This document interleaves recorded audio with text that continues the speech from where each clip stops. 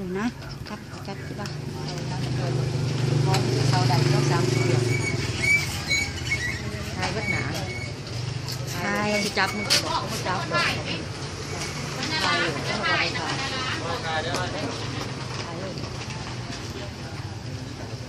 ลงไปสุดใจ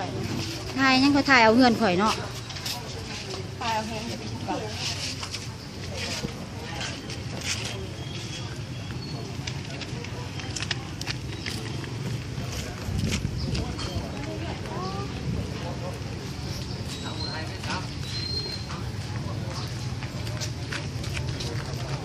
เพราะนั่นคือเท่าเราเสร็จภูเขาจนนั้นเขาจะยึดกล้องเจ้านะ ข่อยถ่ายเอาเงินข่อยเพราะเจ้าประธานท่าจนนั้นเขายึดกล้องเจ้าได้พอแล้วเอาไหม